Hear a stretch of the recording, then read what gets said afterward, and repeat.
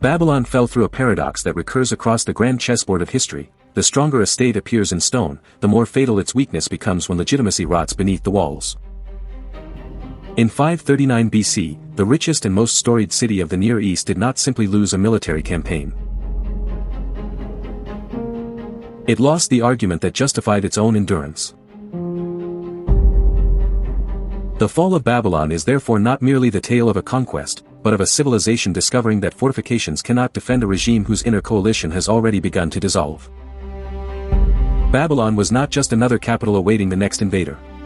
It was an idea of kingship made monumental. It stood as the undisputed heir to ancient Mesopotamian traditions, the guardian of sacred order, a financial colossus nourished by the vast agricultural abundance of the southern floodplains, and the symbolic center of an entire political imagination. To rule Babylon was to claim far more than territory. It was to claim absolute continuity with the deepest grammar of Near Eastern power. The city's temples, especially the sprawling cult center of the supreme god Marduk, were not ornamental appendages to government. They were woven deeply into the machinery of sovereignty itself. Revenue, ritual, legitimacy, historical memory, and public order all converged within their sanctuaries. A king of Babylon did not merely command armies. He occupied a sacred office within an incredibly complex ecosystem of urban elites, temple authorities, scribal culture, and provincial dependencies. That system had made Babylonia a formidable apex predator of antiquity for generations. But systems of such towering sophistication possess a dangerous, hidden vulnerability. When trust between their integral components frays, collapse can proceed with a terrifying, silent speed. Against this ancient world rose Cyrus, ruler of a new imperial force whose sheer strategic brilliance is too often flattened by the hindsight of later centuries. By 539 BC, Cyrus had already violently redrawn the political map of the Near East. He had united Persian and Median power, shattered the wealthy kingdom of Croesus of Lydia, and demonstrated to the known world that his state was no temporary tribal surge. This was an expanding, highly disciplined imperial system of unusual adaptability. Cyrus did not merely seize territory to pillage it. He absorbed governing structures, retained local elites when they proved useful, and possessed the rare genius to make submission appear prudent rather than dishonorable. In strategic terms, that flexibility mattered enormously. Ancient empires frequently bled themselves dry because victory in the field was only the bloody beginning of control. Cyrus increasingly solved the much larger, more difficult problem: how to turn conquest into administrative acceptance. His campaigns moved with devastating military force, but also with piercing political intelligence. Therefore, Babylonia faced not just a dangerous rival, but a rival uniquely equipped to exploit its internal fractures. This is the first essential truth of 539 BC. Babylon was both immensely strong and quietly, fatally vulnerable. Its wealth was vast. Its agricultural base was impossibly deep. Its prestige was universally unmatched. Its defensive reputation, with walls that awed the ancient world, was legendary. But ancient states are not sustained by brick and bitumen alone. They rest on a delicate political compact between coercive power and legitimizing institutions. In Babylonia, that compact inextricably linked the king, the cult, the city, and the elite. If the crown alienated the priesthood, disturbed ancient ritual expectations, or raised sudden doubts about its place in a sacred order, immediate and disastrous practical consequences followed. Temple networks mattered economically. Priests mattered politically. Urban confidence mattered strategically. Legitimacy, in such a world, was not a matter of abstract morality. It was logistics, taxation, and mobilization by other means. Nabonidus, the last king of the Neo-Babylonian Empire, entered this dangerous terrain as a profoundly disruptive monarch. He remains one of antiquity's most intriguing and fiercely controversial rulers precisely because the historical evidence reveals a reign marked by both vast complexity and severe estrangement. His unusual, nearly zealous devotion to the moon god Sin appears to have severely strained relations with the traditionalists deeply invested in the absolute primacy of Marduk. Religious policy in ancient Mesopotamia was never merely a matter of theological preference. It was a loud, public declaration about the order of the kingdom itself. To unsettle cultic expectations was to tamper with the political equilibrium of the state. Worse still, Nabonidus spent a staggering decade away from Babylon, residing in the distant oasis city of Timah in Arabia. Historians still fiercely debate every strategic and religious implication of that unprecedented absence, but its political effect is overwhelmingly clear. It invited deep resentment, swirling suspicion, and a devastating perception that the king's priorities had drifted dangerously away from the very city that anchored his imperial legitimacy. A monarch may leave the capital physically, but his authority never truly leaves behind a clean vacuum. It leaves behind ambitious rivals, mounting anxieties, and a dangerous accumulation of unanswered questions. This prolonged absence likely elevated the role of his son, Belshazzar, commonly understood as acting in a co-regental capacity within Babylon. Such a divided arrangement may have been administratively workable under periods of total peace. But under the shadow of a rising external threat, divided command is perilous. Every crisis punishes uncertainty. Every military campaign exposes the hairline fractures in decision-making. The Neo-Babylonian regime still possessed staggering material resources, but its internal consensus had dangerously weakened. That crucial distinction would soon prove fatal. For great empires, existential danger rarely arrives at a convenient moment. It comes exactly when external pressure violently intersects with internal erosion. Nabonidus faced precisely that inescapable dilemma. At the exact moment Babylonian unity was fracturing, Cyrus was actively shaping a formidable new imperial logic. His genius was not romantic audacity alone, though later Greek tradition loved to portray him in sweeping theatrical terms. His greater, more dangerous genius lay in synthesis. He understood that the most durable, cost-effective victories are those that allow the conquered to preserve their status under new masters. Rather than stripping every defeated elite from power and inviting endless rebellion, he frequently offered continuity under altered sovereignty. Rather than presenting conquest as a humiliating subjugation, he possessed the political machinery to cast it as a divine restoration. Such methods did not make Persian expansion gentle. The violence of ancient war was always absolute, and the Persian advance could be harsh in the extreme. But these methods made Persian rule remarkably efficient. Cyrus was not merely defeating armies. He was inheriting intact states. This vital distinction helps explain why the campaign against Babylon should not be imagined first as a grand siege drama. The strategic objective was not to sit outside massive walls and starve a population in search of glory. The objective was to break the regime's capacity for organized resistance in the field, and then convert the resulting psychological shock into rapid, cascading political submission.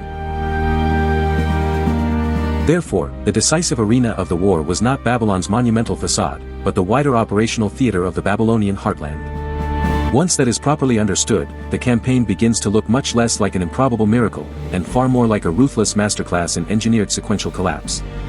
The key hinge of the entire war was the Battle of Opis on the banks of the Tigris River. Here, the old empire appears to have suffered a catastrophic, irrecoverable defeat. The Babylonian Chronicle, one of the most important contemporary cuneiform sources we possess, is terse in the specific way bureaucracy often is when recording disasters too large for ornament. But its implications are incredibly severe.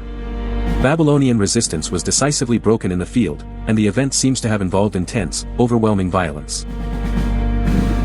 This matters profoundly, because great capitals do not fall in isolation.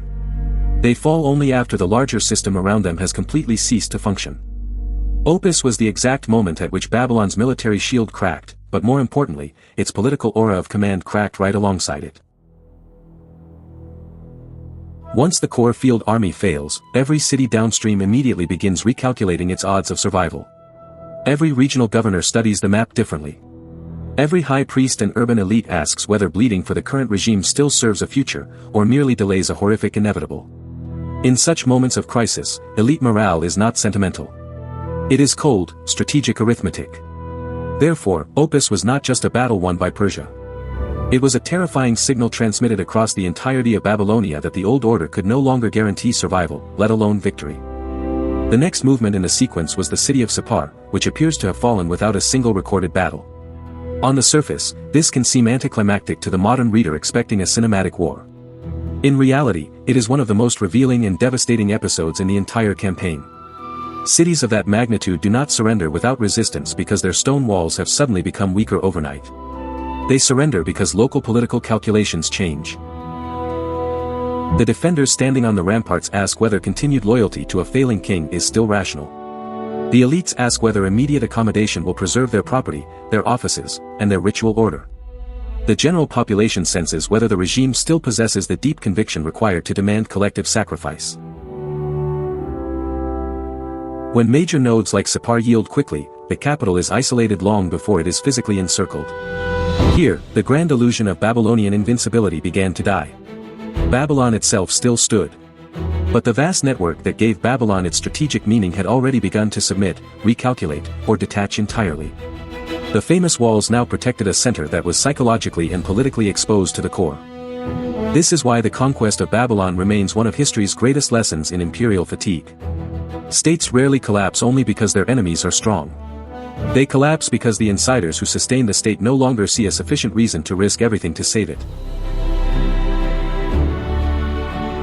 The actual entry into the city of Babylon remains one of antiquity's most contested episodes, and the profound disagreement between our sources reveals much about how history is truly manufactured.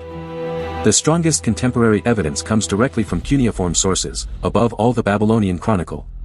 Its stark account suggests that Babylon was entered without fighting, and that Ugbaru, the governor of Gudium, played a crucial vanguard role before Cyrus himself even arrived. The city, in this contemporary reading, did not become the stage for an apocalyptic final defense. It was taken through prior military collapse, rapid political fracture, and managed, highly coordinated occupation. That reality is far less cinematic than legend, but it is overwhelmingly closer to how complex regimes truly fall.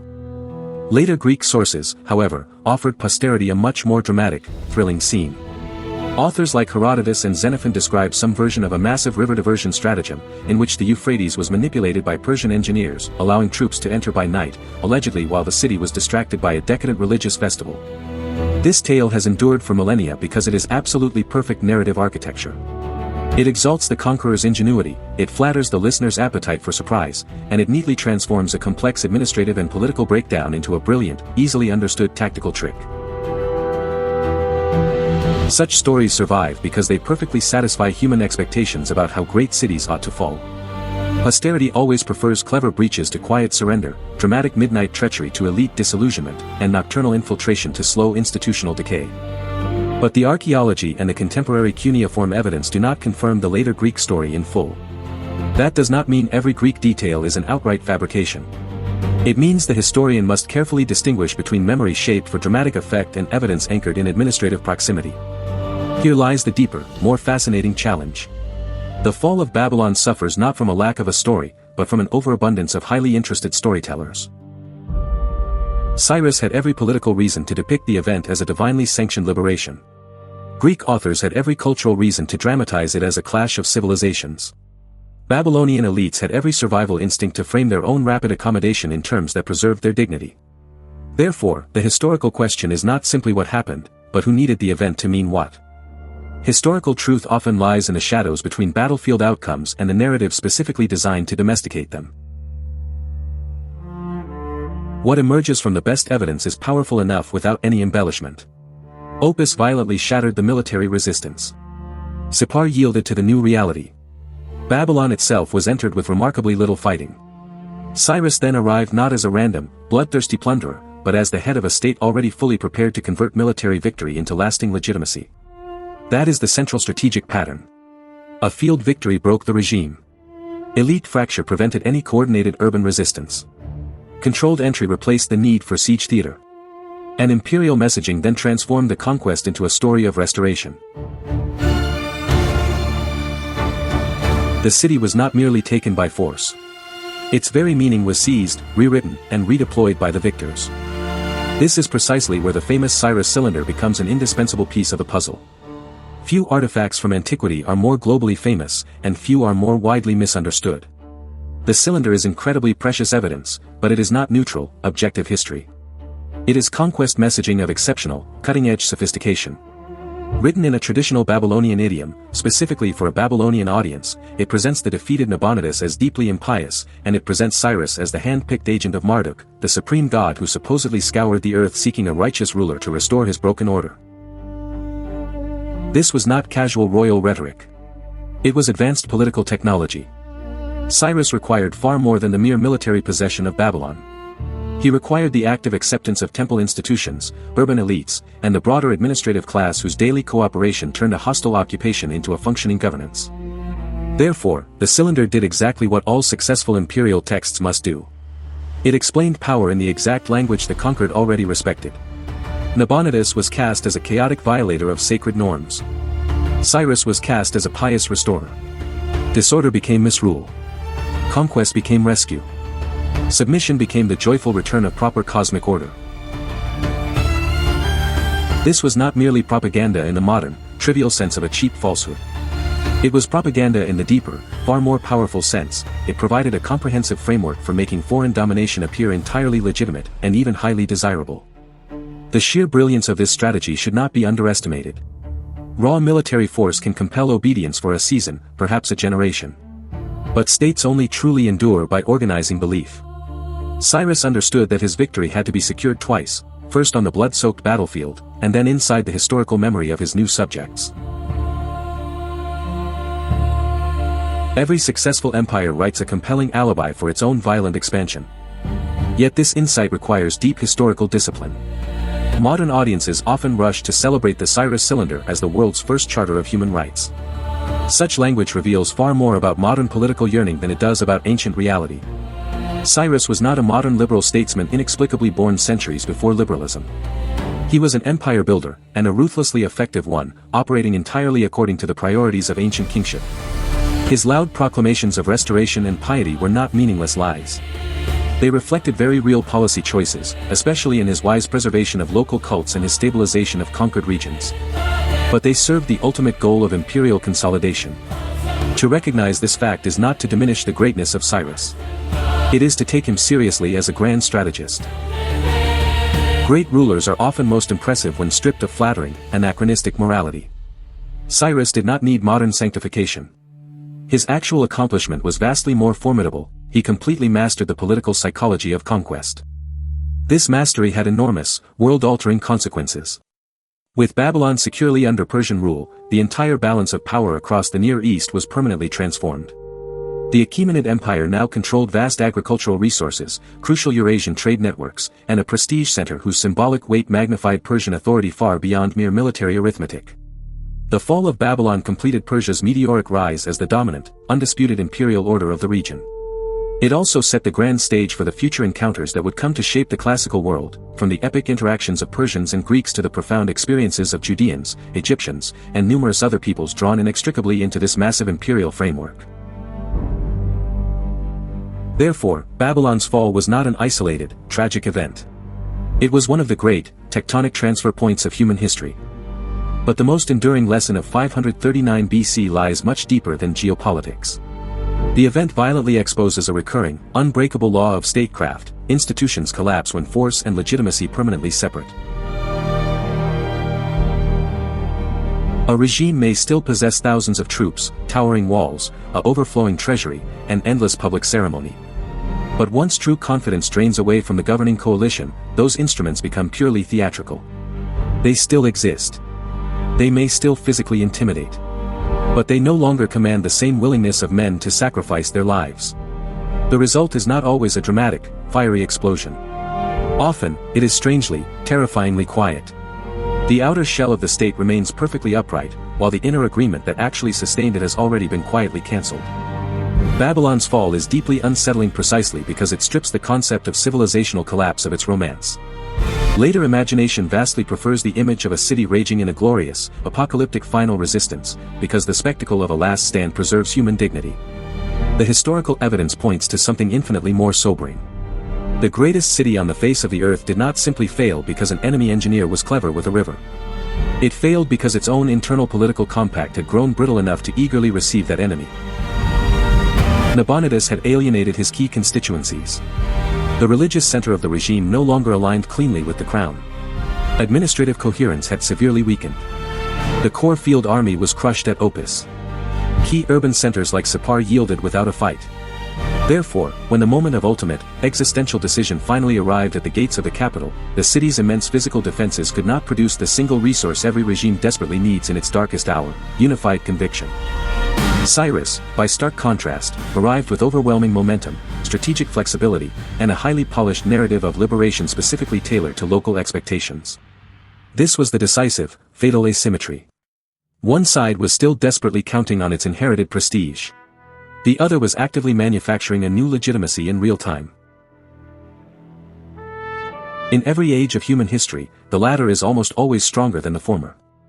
The verdict is stark. Babylon did not simply fall because Persia was militarily superior, though Persian arms and unparalleled organization mattered immensely. It fell because total military defeat violently intersected with elite estrangement, highly contested legitimacy, and a conqueror uniquely capable of turning the seizure of a city into the consent of its people. The true cost was not only the final end of Neo-Babylonian sovereignty.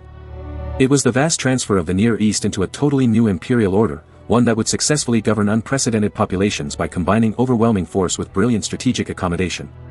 Babylon survived as a living city, but its fundamental role permanently changed.